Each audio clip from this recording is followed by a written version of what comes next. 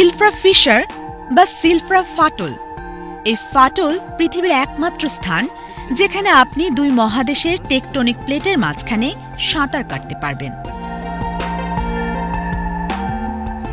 কোথাও কোথাও ফাটল এত সরু যে 2 হাত দিয়ে 2 প্লেট ছোঁয়া যায়।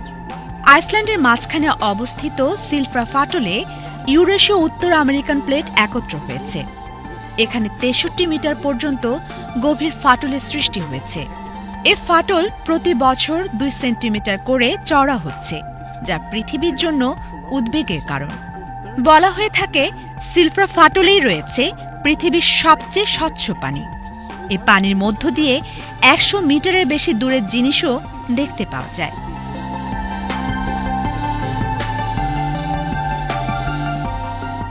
Tonga trench. মারিয়ানা ট্রেঞ্চের পর এটি পৃথিবীর দ্বিতীয় গভীর খাত। এখানে বাস করে জেলিফিশ ও সামুদ্রিক শসার মতো অনেক প্রাণী।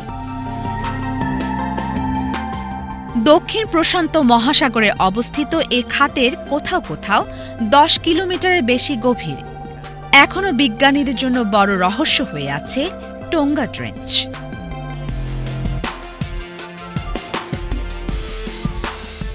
প্রবাল বেঁচে থাকার জন্য সূর্যের আলো অত্যন্ত জরুরি। তাই সাধারণত গ্রীষ্মমণ্ডলীয় জলরাশিতে প্রবাল দেখতে পাওয়া যায়।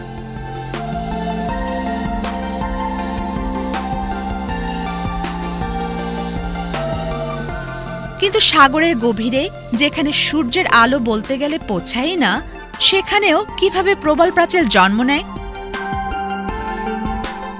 2012 সালে গ্রিনল্যান্ডের দক্ষিণ উপকূলে কেপ ডেসোলেশন থেকে 900 মিটার নিচে এমনই এক প্রবাল প্রাচীরের সন্ধান পাওয়া গেছে। সেখানে পানির তাপমাত্রা 4 ডিগ্রি সেলসিয়াসের কম এবং ঘুটঘুটে অন্ধকার। সেখানেও প্রবাল কিভাবে বেঁচে থাকতে সক্ষম তা এক বিরাট রহস্য। এমন এক পরিবেশে কিভাবে প্রবাল বাঁচে সেই রহস্য এখনও সবার কাছে অজানা। গ্রিনল্যান্ডের এই প্রবাল প্রাচীরকে ঘিরে কি কি প্রাণবৈচিত্র্য রয়েছে সেই রহস্য এখনও উন্মোচনের অপেক্ষায়। গ্রিনল্যান্ড ও সাইবেরিয়ার মধ্যে অবস্থিত এই শৈলশিরা। মহাসাগরের 3 মাইলের বেশি গভীরে অবস্থিত গ্যাকল রিজ বিশ্বের সবচেয়ে গভীর শৈলশিরা। এই শৈলশিরার বেশিরভাগ অঞ্চলই এখনও অজানা রয়ে গেছে। 2003 সালে গ্যাকল রিজে আর্কটিক অঞ্চলের প্রথম উষ্ণ প্রস্রবণ খুঁজে পান বিজ্ঞানীরা।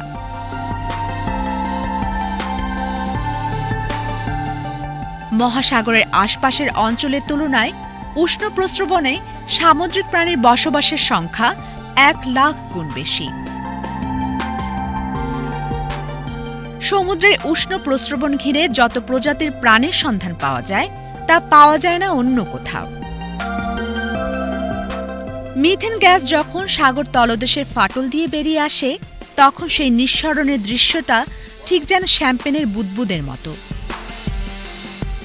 মিথেনের এমন ক্ষরণকে বলে কোলসিপ। তবে নাম কোলসিপ হলেও সেখানকার পানি কিন্তু আশপাশের সমুদ্রের পানির তুলনায় থাকে উষ্ণ। এসব অঞ্চলের প্রাণবৈচিত্র্য তাই অনেক বেশি। সম্প্রতি বিজ্ঞানীরা যুক্তরাষ্ট্রের পশ্চিম উপকূলের ক্যাসকাডিয়ার প্রান্তে খুঁজে পেয়েছেন এমন প্রায় 500 শ্যাম্পেন ক্ষরণ। সাগর তলদেশে মিথেন গ্যাসের এই রহস্যজনক ক্ষরণের উৎপত্তি কোথায় তা এখনও বিজ্ঞানীদের কৌতূহলের বিষয়।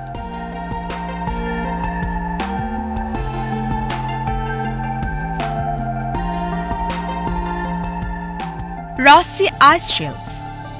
বিশ্বের সবচেয়ে বড় এই আইস শেলফটির অবস্থান অ্যান্টার্কটিকার দক্ষিণ মহাসাগরে রস সাগরে। জানেন কি এই আইস শেলফের আকার প্রায় পুরো ফ্রান্সের সমান? কিছু গবেষকদের দল এই আইস শেলফের তলদেশে কিছু অচেনা প্রজাতির প্রাণীর সন্ধান পেয়েছেন, যার মধ্যে মাছ, কাঁকড়া ও চিংড়ির মতো খোলসযুক্ত প্রাণীও রয়েছে। কিন্তু এটা সত্যিই বিস্ময়কর, ওই প্রাণীগুলো কিভাবে ওই আইস শেলফের তলদেশে গেল এবং কিভাবেই বা তারা এত ঠান্ডায় বেঁচে থাকে। বিজ্ঞানীরা বলছেন প্রাণীগুলোর টিকে থাকার এই রহস্য জ্যোতির্বিজ্ঞানেও যথেষ্ট প্রভাব ফেলতে পারে। তারা মনে করেন পৃথিবী থেকে অনেক দূরে বৃহস্পতির উপগ্রহ ইউরোপাতেও রস সি আইস শেলফের মতো পরিবেশ বিরাজমান এবং সেখানেও এই ধরনের শীতল পরিবেশে প্রাণের অস্তিত্ব থাকার সম্ভাবনাকেও উড়িয়ে দেওয়া যায় না।